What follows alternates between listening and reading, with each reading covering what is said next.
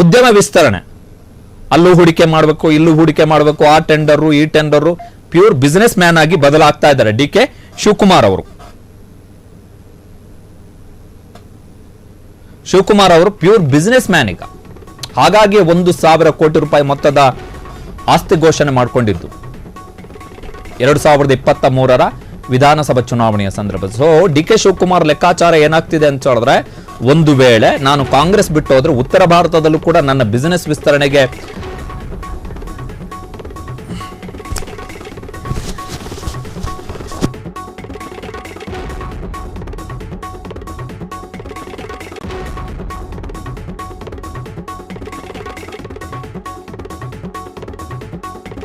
ಲಾಭ ಆಗಬಹುದು, ಬಿಸಿನೆಸ್ಗೆ ಲಾಭ ಆಗಬಹುದು ಎನ್ನುವಂತ ಲೆಕ್ಕಾಚಾರ.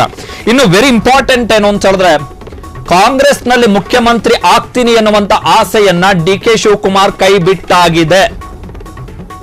ಮುಖ್ಯಮಂತ್ರಿ ಸಿದ್ದರಾಮಯ್ಯನವರು ದೆಹಲಿಯಲ್ಲಿ ಕೊಟ್ಟಂತ ಅತ್ಯಂತ ಸ್ಪಷ್ಟ, ನಿಖರ, ಖಂಡಾತುಂಡ ಹೇಳಿಕೆಯ ಬಳಿಕ ಡಿ ಕೆ ಶಿವಕುಮಾರ್ಗೆ ಏನೋ ಅಲ್ಪ ಸ್ವಲ್ಪ ಏನೋ ಸಣ್ಣದಾಗಿ ಒಂದು ಆಸೆ ಇತ್ತು, ಆಗಬಹುದು ಅಂತೇಳಿ. ಆದ್ರೆ ಯಾವಾಗ ಮುಖ್ಯಮಂತ್ರಿ ಸಿದ್ದರಾಮಯ್ಯನವರು ಈಗ ಖಂಡಾತುಂಡವಾದಂತಹ ಹೇಳಿಕೆಯನ್ನು ಕೊಟ್ಟಿದ್ದಾರೆ, ಆ ಹೇಳಿಕೆಗಳ ಬಳಿಕ ಡಿ ಕೆ ಶಿವಕುಮಾರ್ ಕರ್ನಾಟಕ ಕಾಂಗ್ರೆಸ್ ಸರ್ಕಾರದಲ್ಲಿ ಮುಖ್ಯಮಂತ್ರಿ ಆಗುವಂತ ಆಸೆಯನ್ನ ಕೈ ಬಿಟ್ಟಾಗಿದೆ. ಈ ಅವಧಿಯಲ್ಲಿ ನಾನು ಮುಖ್ಯಮಂತ್ರಿ ಆಗಲ್ಲ. ಕಾರಣ ಸಿದ್ದರಾಮಯ್ಯನವರೇ ಹೇಳಿದ್ದಾರೆ, ಶಾಸಕರ ಬೆಂಬಲ ಇಲ್ಲ ಡಿ ಕೆ ಶಿವಕುಮಾರ್ಗೆ ಅಂತ. ಶಾಸಕರ ಬೆಂಬಲ ಇಲ್ಲ. ಇನ್ನು 2028ಕ್ಕಾದ್ರೂ ಮುಖ್ಯಮಂತ್ರಿ ಆಗಬಹುದು ಅಂತ ಹೇಳಿದ್ರೆ 2028 ಇದಕ್ಕಿಂತ ಕಠಿಣ. ಕಾರಣ ಏನು ಅಂತ ಹೇಳಿದ್ರೆ 2028ಕ್ಕೆ ಸತೀಶ್ ಜಾರಕಿಹೊಳಿ, MB ಪಾಟೀಲ್, ಸಂತೋಷ್ ಲಾಡ್ ಇವರು ಈಗ ಸಿದ್ಧತೆಯನ್ನ ಮಾಡಿಕೊಳ್ತಾ ಇದ್ದಾರೆ, ನಾವು ಮುಖ್ಯಮಂತ್ರಿಗಳಾಗಬೇಕು ಅಂತೇಳಿ. ಅವರದ್ದೇ ರೀತಿಯಾದಂತಹ ತಯಾರಿಯನ್ನ ಅವರು ಮಾಡಿಕೊಳ್ತಾ ಇದ್ದಾರೆ.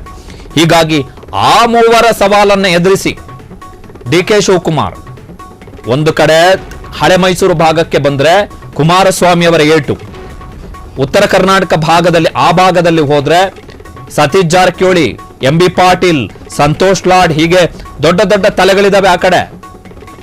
ಡಿ ಕೆ ಶಿವಕುಮಾರ್ ಕೆಪಿಸಿಸಿ ಅಧ್ಯಕ್ಷರಾದ ಕಾರಣಕ್ಕೋಸ್ಕರ ಕಾಂಗ್ರೆಸ್ನಲ್ಲಿ ಸಿದ್ದರಾಮಯ್ಯ ಬಳಿಕ ಅವರ ತಲೆ ಮಾತ್ರ ಕಾಣಿಸ್ತಾ ಇದೆ. ಆದರೆ ಪರಿಸ್ಥಿತಿ ಆ ರೀತಿ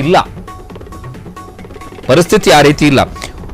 ಹಾಗಾಗಿ ಆ ಮೂವರ ಸವಾಲನ್ನ ಎದುರಿಸಿ ಮುಖ್ಯಮಂತ್ರಿ ಆಗುವಂತದ್ದು ಕಷ್ಟ 2028ಕ್ಕೆ. ಇನ್ನು ಅದಕ್ಕಿಂತಲೂ ವೆರಿ ಇಂಪಾರ್ಟೆಂಟ್ ಏನು ಅಂತ ಹೇಳಿದ್ರೆ, ಈಗಾಗಲೇ ಕಾಂಗ್ರೆಸ್ನಲ್ಲಿ ಒಂದು ಒತ್ತಡ ಜಾಸ್ತಿ ಆಗ್ತದೆ. ಏನು ಅಂತ ಹೇಳಿದ್ರೆ, ಕೆಪಿಸಿಸಿ ಅಧ್ಯಕ್ಷ ಸ್ಥಾನದಿಂದ ಇಳಿಸಿ ಅಂತ. ಯಾರನ್ನ? ಡಿ ಕೆ ಶಿವಕುಮಾರ್ ಅವರನ್ನ. ಒಂದು ವೇಳೆ ಡಿ ಕೆ ಶಿವಕುಮಾರ್ ಕೆಪಿಸಿಸಿ ಅಧ್ಯಕ್ಷ ಸ್ಥಾನದಿಂದ ಇಳಿಬೇಕಾಗತ್ತೆ. ಬಿಫೋರ್ 2028 ಎಲೆಕ್ಷನ್ ಇಳಿಲೇಬೇಕಾಗತ್ತೆ ಡಿ ಕೆ ಶಿವಕುಮಾರ್. ನನ್ನ ಪ್ರಕಾರ ಡಿ ಕೆ ಶಿವಕುಮಾರ್ ಅವರನ್ನ 2028ರ ಚುನಾವಣೆಯವರೆಗೂ ಕೆಪಿಸಿಸಿ ಅಧ್ಯಕ್ಷ ಸ್ಥಾನದಲ್ಲಿ ಖಂಡಿತವಾಗಿಯೂ ಕಾಂಗ್ರೆಸ್ ಕಂಟಿನ್ಯೂ ಮಾಡಲ್ಲ. ಒನ್ಸ್ ಕೆಪಿಸಿಸಿ ಅಧ್ಯಕ್ಷ ಸ್ಥಾನದಿಂದ ಕ್ಷಣ ಕ್ಷಣದ ಸುದ್ದಿಗಳಿಗಾಗಿ ಫ್ರೀಡಂ ಟಿವಿ ಸಬ್ಸ್ಕ್ರೈಬ್ ಮಾಡಿ, ಲೈಕ್ ಮಾಡಿ ಹಾಗೂ ಫಾಲೋ ಮಾಡಿ. ಹೊಸ ಸುದ್ದಿಗಳ ನೋಟಿಫಿಕೇಶನ್ಗಾಗಿ ಬೆಲ್ ಐಕಾನ್ ಮೇಲೆ ಕ್ಲಿಕ್ ಮಾಡಿ.